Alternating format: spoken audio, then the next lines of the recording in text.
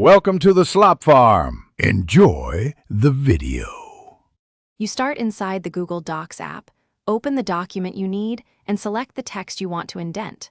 Once done, use the selection handles to highlight a paragraph or multiple lines, drag the blue markers until the intended text is covered. Make sure to long press if you need precise placement before expanding selection. This step matters because the indent controls affect only selected text.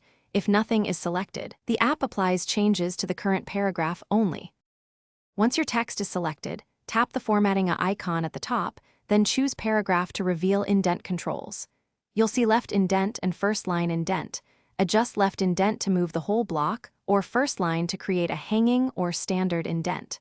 For precision, tap the number field and type values such as 0. 5 inches rather than relying on sliders. Make sure to preview. The visual change appears immediately, so you can undo or tweak without leaving the menu. To finish, tap Done or simply tap outside the formatting menu and review the applied indent in the document. You should see spacing shift right or the first line set back. If alignment looks off, use Undo and reopen paragraph settings to tweak numeric values or switch left versus first line indent.